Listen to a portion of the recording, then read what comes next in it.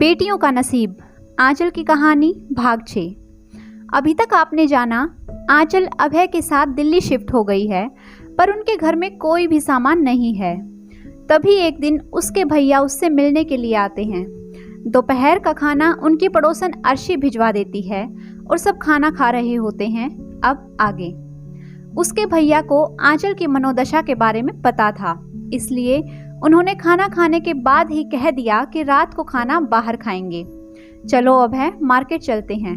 अभय तुरंत तैयार हो गया और आंचल बर्तन समेटकर सो गई। जब उसकी आंख खुली तो शाम हो गई थी और बाहर सामान से भरा ट्रक खड़ा था। भैया और अभय सारा सामान मजदूरों से उतरवाकर घर के अंदर रख रहे थे।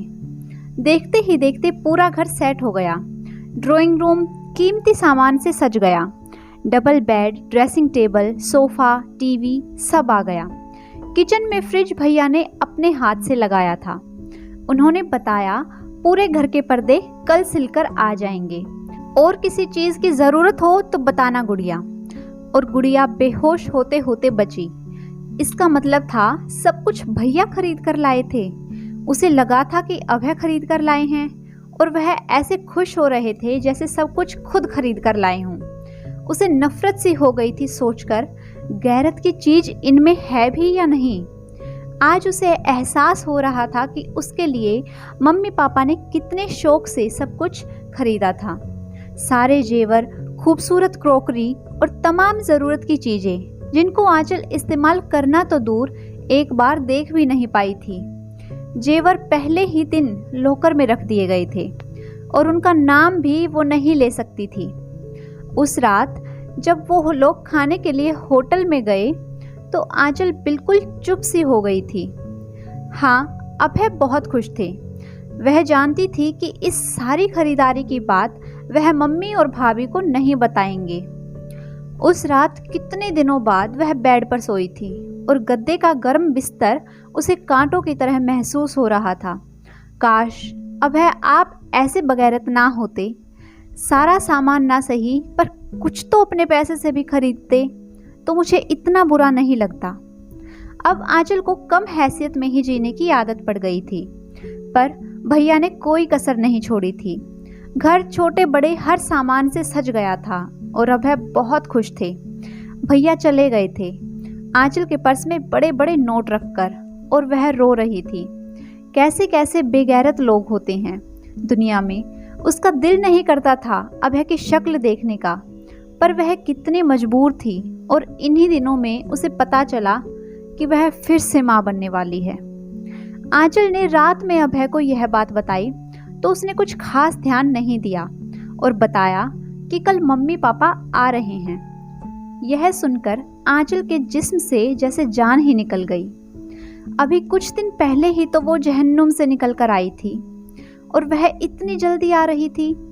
जब से भैया ने उसे पैसे दिए थे, अभय ने दूध के लिए पैसे देना बंद कर दिया था।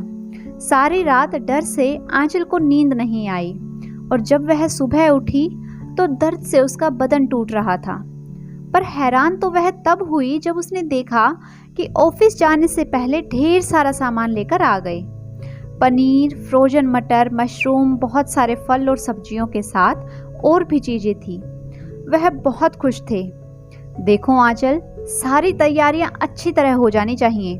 उनकी खातिरदारी में कोई कमी नहीं होनी चाहिए। बहुत सारी चीजें बनानी थी, इसलिए वह सुबह से ही किचन में लग गई। अर्शी दीदी ने भी उसकी बहुत मदद की थी और जब शाम को सब लोग आए तो अंदर ही अंदर आंचल का दिल दुख रहा था।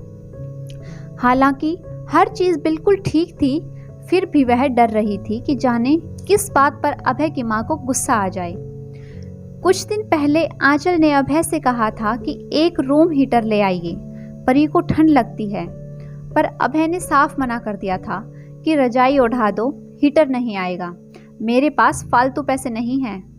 पर जब अभय की माँ ने कहा कि बहुत ठंड लग रही है, रात को बारिश होगी, तो बगैर बोले ही थोड़ी देर के लिए घर से बाहर चले गए और जब वापस आए तो रूम हीटर के साथ एक ट्रॉली भी लेकर आ गए। आंचल को बहुत दुख हुआ। इतनी ठंड में बच्चे की चिंता नहीं थी, पत्नी का ख्याल नहीं था, पर माँ के लिए इतनी चिंता। और तो और आंचल को हुक्म दिया कि खाना नाश्ता माँ के कमरे में ट्रॉली पर सजा कर ले जाना है। आंचल को सास की सेवा करने में कोई दिक्कत नहीं थी, पर उसकी क्या अहमियत है इस घर में, या वह केवल काम करने वाली नौकरानी थी। वह सारा दिन भाग भाग कर काम करती, फिर भी कोई ठीक से बात नहीं करता था। और जब अभय की माँ को पता चला कि वह माँ बनने वाली है, तो उन्होंने साफ कह दिया, अगर इस बार बेटी हुई तो मुझसे बुरा कोई नहीं होगा, मुझे बस पोता चाहिए। अभय की माँ 15 दिन रही थी और इतने दिन में आंचल इतना रोई थी कि कई बार उसने सोचा कि कुछ खाकर हमेशा के लिए सो जाए, पर परी का ख्याल करके शांत हो गई। अर्शी दीदी के पास कितनी बार रोकर खुद का मन हल्का कर लेती थी। अर्शी उसे बड़े प्यार से समझाती, किसी बड़ी बहन की तरह दिलासा देती थी। आंचल को दीदी की खुशहाल जिंदगी से कई बार रश्क आता। उनके पति अभय के कलीग थे। जितने अच्छे वो पति थे, उतने ही अच्छे पिता और बेटे भी। अभी अभय की माँ और पापा को गए हुए 1 हफ्ता हुआ था कि अभय ने अपनी बहनों को फ़ोन पर कहा, तुम लोग भी आओ, अभी तो तुम्हारी छुट्टियां चल रही हैं। और यह सुनकर आंचल फिर से परेशान हो गई। अभी शायद उसे परेशान करने में कुछ कसर बाकी रह गई थी जो बहनों को बुलाया जा रहा था। अभय ने अपनी माँ से बात की और बोले कि दोनों को कुछ दिन के लिए भेज दें। अभय ने अपनी दोनों बहनों को इतने प्यार मनोहार से बुलाया कि उसे सुनकर आंचल को बहुत आश्चर्य हुआ। इन्हें इतने प्यार से भी बोलना आता है, बस मेरे ही नसीब में इनका प्यार नहीं लिखा। आंचल की बड़ी भाभी की बहन की शादी थी। वह आजकल दिल्ली अपने मायके आई हुई थी और फ़ोन पर उन्होंने आंचल को अपने घर आने के लिए कहा। आंचल की मौसी का घर भी दिल्ली में ही था, पर आंचल में इतनी हिम्मत नहीं थी कि वह अपनी मौसी के यहाँ मिलने जा सकती। बड़ी भाभी के बुलावे पर उसने अपने पति से डरते डरते कहा, बड़ी भाभी की बहन की शादी है, उन्होंने हम सबको बुलाया है। अच्छा, तो क्या मतलब है तुम्हारा?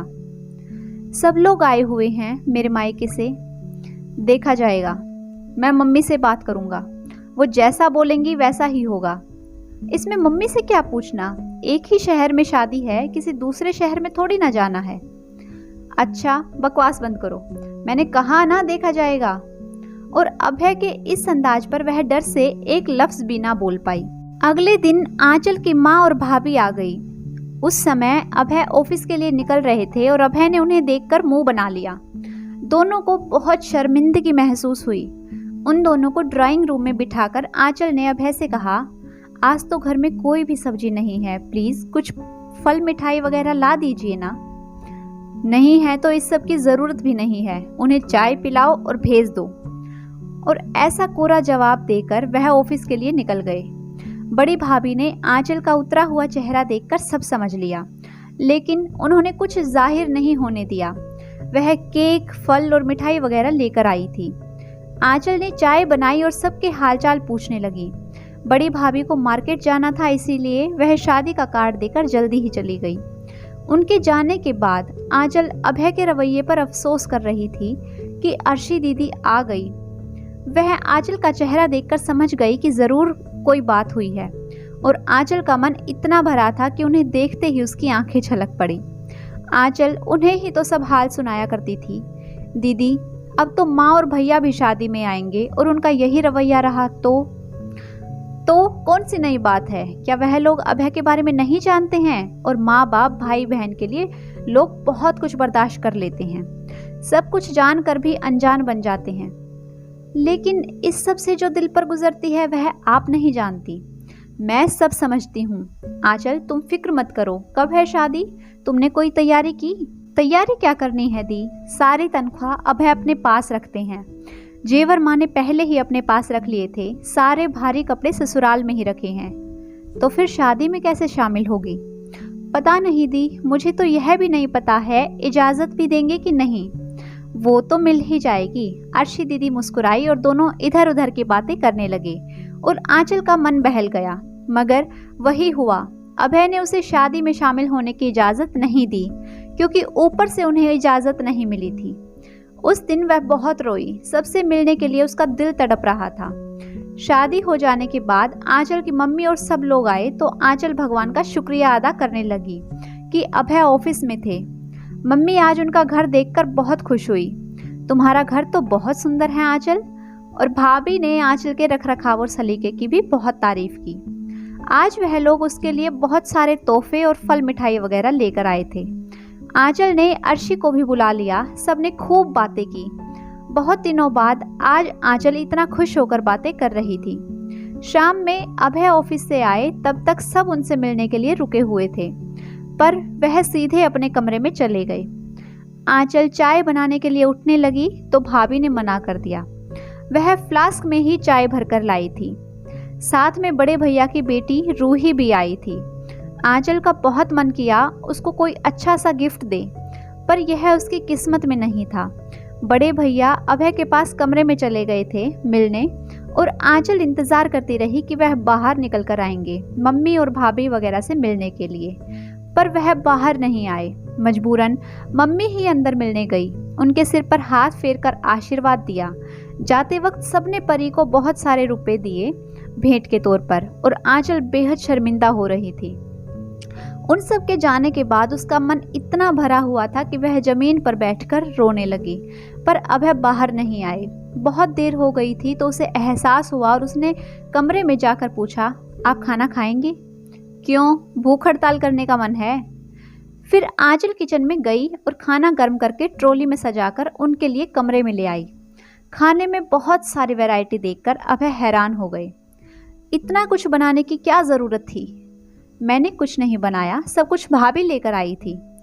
उसका मन तो कर रहा था कि उन्हें बहुत सुनाए कि आपने तो भाभी और मम्मी के आने की बात सुनकर सब्जियां तक लाना बंद कर दिया था, और कौन से पैसे मुझे देते हैं जो वह खुद खरीद कर लाती।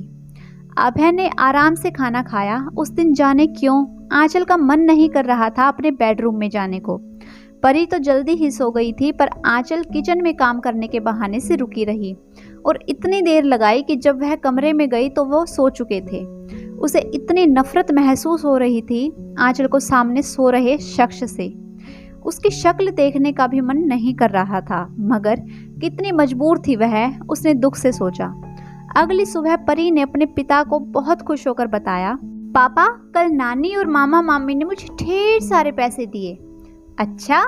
वह खुश होकर मुस्कुराए और आंचल को पूछा, कितने पैसे दिए, बताओ ना आंचल।